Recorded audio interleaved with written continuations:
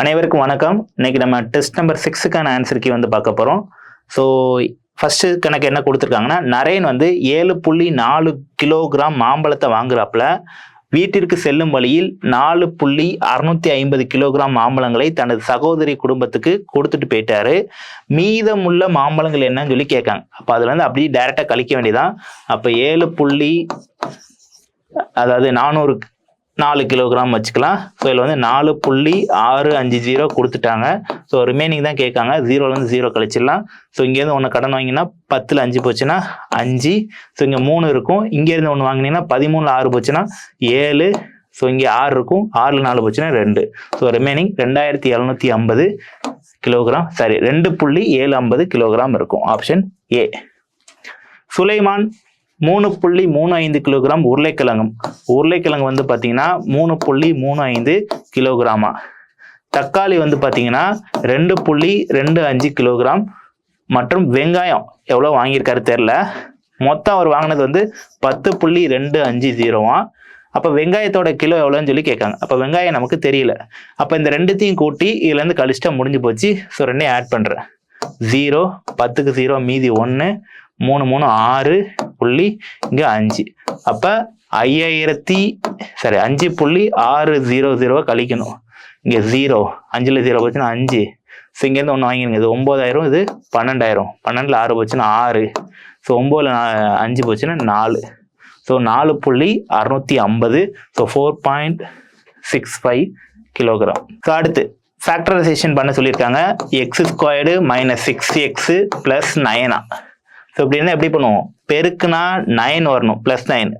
கூட்டினா நமக்கு -6 வரணும். அப்போ அப்படின்னு என்ன எடுக்கலாம்? 3 பெருக்குனா 9 வரும். ஸோ ஆனால் எனக்கு -6 வரணும். அப்போ -3 -3. So x - 3 x - 3. ஸோ -3 -3 கூட்டினா உங்களுக்கு -6, ரெண்டையும் பெருக்குனா +9. ஸோ அப்போ ஆப்ஷன் ஏ. அடுத்து அடிப்பக்கம் 6.8 சென்டிமீட்டர் மற்றும் உயரம் 3.5 சென்டிமீட்டர் அளவுடைய இணைகரத்தின் பரப்பளவு கேட்குறாங்க. ஸோ இணைகரத்துக்கு வந்து பரப்பளவு ஃபார்முலா L × B அல்லது B × Hன்னு வச்சுக்கலாம். ஸோ அப்படியே பெருக்க வேண்டியதான். 6.8 × 3.5. ஸோ ரெண்டையும் அப்படியே புள்ளி எடுத்துட்டு பெருக்குங்க. 68 35.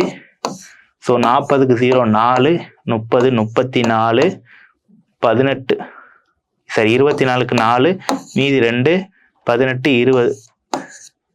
ஸோ இப்போ என்ன 0 8 3 2. ஸோ 23.80 சொல்லி வரும். ஏன்னா 2 ஸ்தானம் தள்ளி புள்ளி வச்சிங்கன்னா 23.80. Option D. முருகன் சில பைகளில் காய்கறி வாங்கினாரா. ஒவ்வொரு பையிலையும் 20.55 கிலோகிராம் என்ன பண்ணுறாரு, வச்சிருக்கிறாரு. அனைத்து பைகளோட மொத்த எடை 308.25 கிலோகிராம். அப்போ எத்தனை பை அப்படின்னு சொல்லி கேட்குறாங்க. அப்போ அனைத்து பையோட எடையும் இருக்குது, ஒரு பையோட எடையும் இருக்குது. அப்போ அனைத்து பையோட எடையிலேருந்து ஒரு பை எடையை வகுத்துற வேண்டியதான். அப்போ எப்படி எழுதலாம்? 308.25 / 20.55. ஸோ புள்ளி தான் உங்களுக்கு அடிக்கிற கஷ்டமாக இருக்குன்னா 2 தான புள்ளி இருக்கனால மேலேங்கிலேயே ஒரு 100ஆல் பெருக்கிக்கலாம். அப்போ என்ன வரும்? 308.25 / 20.55. ஸோ இது எல்லாத்தையும் கேன்சல் பண்ணீங்கன்னா உங்களுக்கு ஆன்சர் 15 வரும். Option B. அடுத்து 6வது கேள்வி. ரமேஷ் ஒரு வாடகை வண்டியில் பயணம் செய்ய 1 மணி நேரத்துக்கு 97.75 ரூபா செலுத்துறாராம். எனில் ஒரு வாரத்திற்கு 35 மணி நேரம் பயணம் செய்கிறார். 1 மணி நேரத்துக்கு எவ்வளவு செலவாகுது? 97.75. மொத்தம் 35 மணி நேரம் போறாரு. அப்படின்னா ஒரு வாரத்திற்கு அவர் செலுத்த வேண்டிய மொத்த தொகை என்னன்னு சொல்லி கேட்கார். இப்போ அப்படியே பெருக்கிற வேண்டியதான். 97.75. ஸோ அப்படியே பெருக்குனா ஆன்சரு. ஸோ இதுக்கு ஆன்சர் என்ன வரும்னா 3421.25. அடுத்து பின்னம் 23/30 சதவீதமாக மாற்றுக அப்படின்னு சொல்லி கேட்காங்க. எப்பவுமே ஒரே ஒரு விஷயம் ஞாபகம் வச்சுக்கணும். சதவீதம் அப்படின்னு இருந்துச்சுன்னா அங்கே வந்து டிவைடட் பை 100 அப்படின்னு சொல்லி அர்த்தம். சதவீதமா மாத்தணும்னா இன்ட்டு 100ஆல பெருக்கிறணும். அப்ப 23/30 இன்ட்டு 100. ஸோ கேன்சல் பண்ணிடலாம். ஒரு சேருக்கு ஒரு சேவர் அடிச்சிடலாம். அப்போ 230/3. ஸோ இதை அடிச்சிங்கன்னா 7 3 21, மீதி 2, அரை 3 18, மீதி 2/3. அப்போ 76 2/3%. அடுத்து ஒரு பேனாவின் விலை ரூபாய் 8 ஆகுமா, மேலும் ஒரு பெட்டியில வந்து 10 பேனா இருக்கும். ஒரு பேனாவோட ரேட்டு 8 ரூபா. ஒரு பெட்டியில 10 பேனா இருக்கும். அப்போ ஒரு பெட்டி வந்து பார்த்தீங்கன்னா 80 ரூபா. நமக்கு என்ன சொல்றாங்கன்னா 500 ரூபா சுவேதா கிட்ட இருக்குதான். அப்ப அவங்களால எத்தனை பெட்டிகளை வாங்க முடியும் தான் கேட்குறாங்க. அப்ப ஒரு பெட்டி 80 ரூபா. அப்ப எத்தனை பெட்டி அதிகபட்சமா வாங்கலாம்? 6 பெட்டி.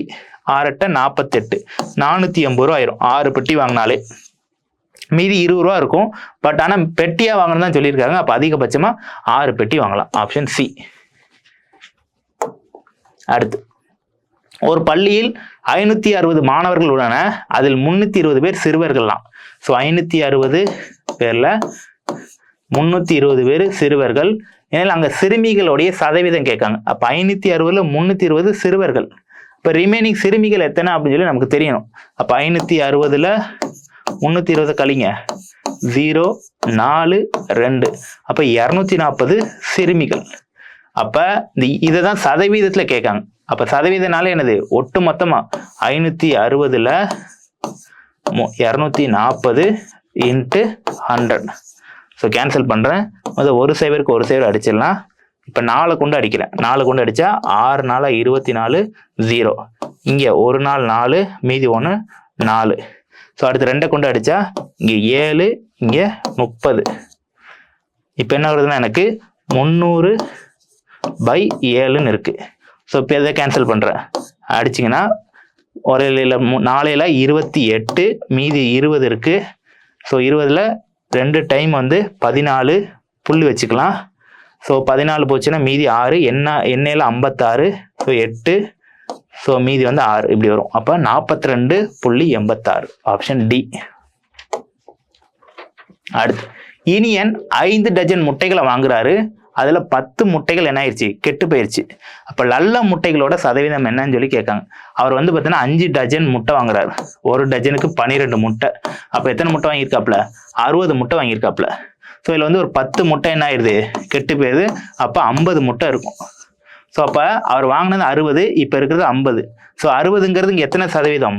100% தான் 60னா 50 எத்தனை அப்படி பார்த்தா முடிஞ்சு போச்சு. அடிக்கலாமா? ஒரு சைவருக்கு ஒரு சைவர் அடிச்சிடலாம்.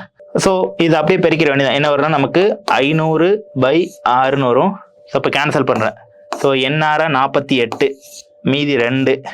ஸோ 20னா 3 18, மீதி 18 போச்சுன்னா மீதி 2 வரும். அப்போ இங்கே புள்ளி வச்சுட்டு இங்கே ஒரு 0 சேர்த்துக்கலாம். ஸோ இப்போ அகைன் வந்து 3 டைம் வரும். ஸோ இதை வச்சு நம்ம ஆப்ஷன் எடுத்துடலாம். 83.33% ஆப்ஷன் டி. அடுத்து 8ஆம் வகுப்பில் உள்ள 15 மாணவர்களோட வயது வந்து கொடுத்துருக்குறாங்க.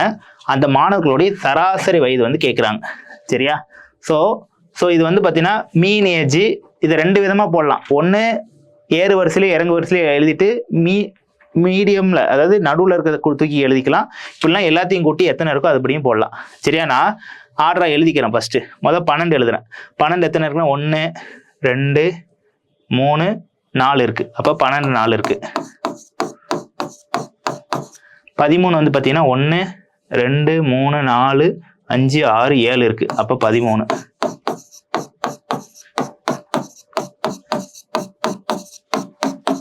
அடுத்து 14 எத்தனை இருக்கு எனக்கு? 1 2 3 4.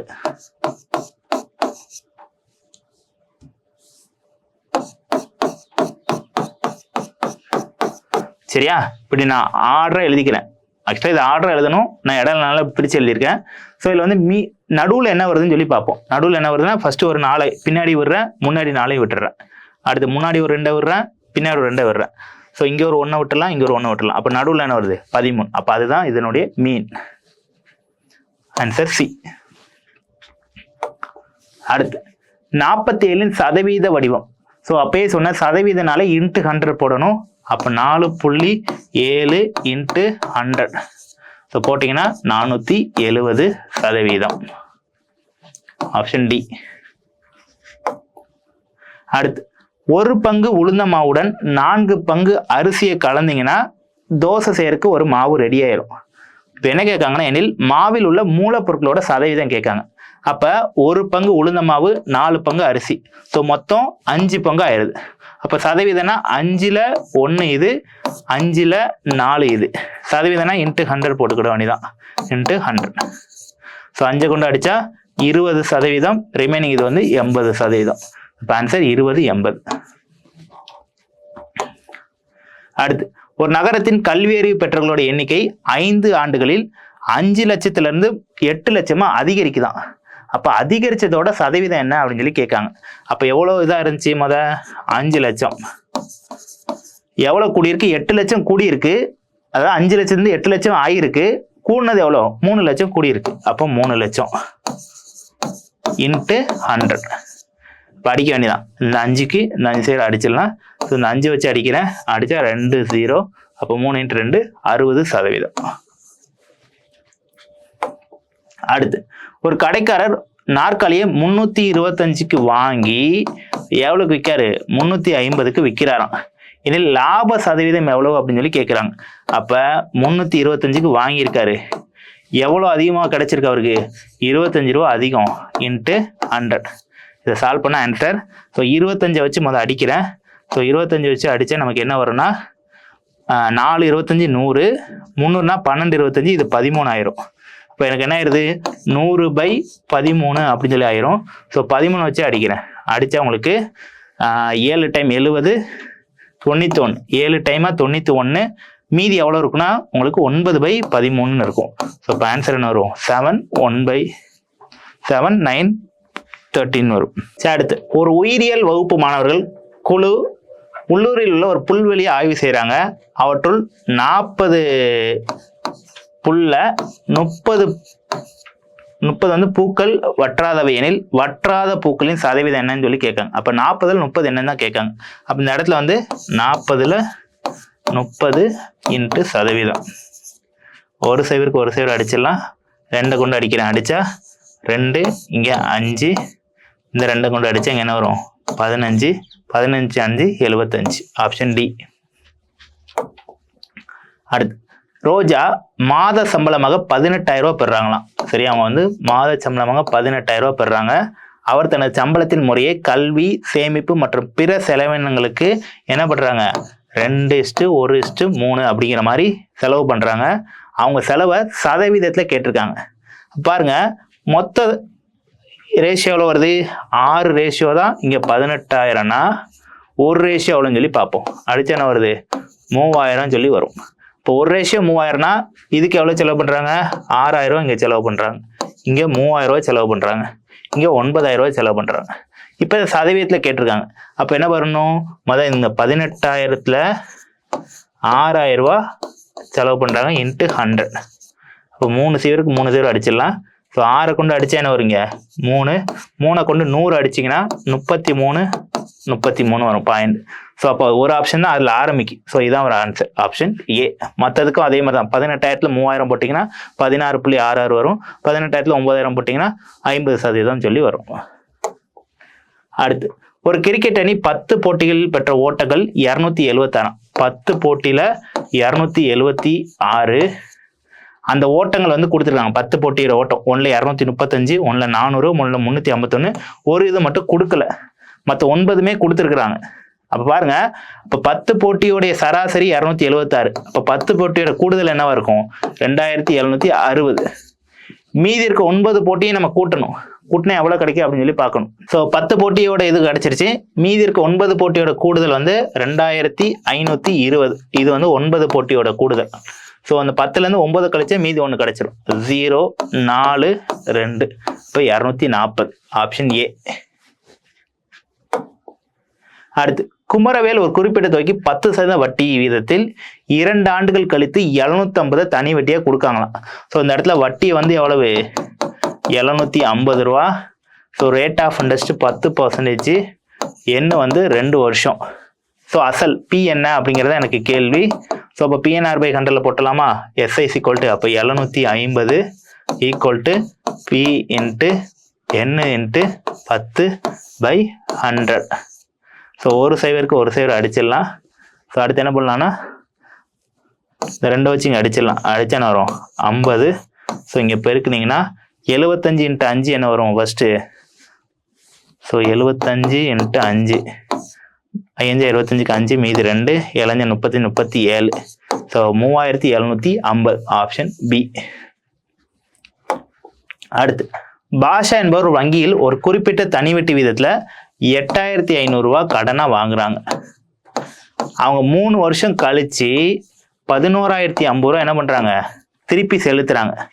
அப்போ கடனை அடைக்கிறப்ப வட்டி வீதம் எவ்வளோ அப்படின்னு சொல்லி கேட்குறாங்க. அப்போ எவ்வளோ எக்ஸ்ட்ரா செலவு பண்ணியிருக்காங்க அப்படின்னு சொல்லி பார்க்கணும். 8500ல் 11050 எவ்வளோ வருது, இங்கே கழிச்சிங்கன்னா 0 5 10ல் 5 போச்சுன்னா 5 10ல் 2. ஸோ 2000 இந்த இடத்துல வட்டி மட்டும் 2550. பிரின்சிபல் எவ்வளவு 8500 இன்ட்டு 3 வருஷம் ரேட் ஆஃப் இன்ட்ரெஸ்ட் தெரியல டிவைட் பை 100. சால்வ் பண்ண ஆன்சரு 2 சேவருக்கு 2 சேவர் அடிச்சிடலாம். ஸோ இப்போ 5 கொண்டு அடிக்கிறேன். 5 கொண்டு அடித்தா 5 25 ஓரஞ்சு 5 0. இங்கே 5 கொண்டு அடிச்சிங்கன்னா ஓரஞ்சு 5 மீதி 3 7 5 35. ஸோ அடுத்து இந்த 3 கொண்டு அடிக்கலாம். அடித்தா ஒரமுன் 3 3 21 0. இந்த 17 கொண்டு இங்கே அடிச்சிங்கன்னா 10. அப்போ எத்தனை பர்சன்டேஜ், 10% வட்டி.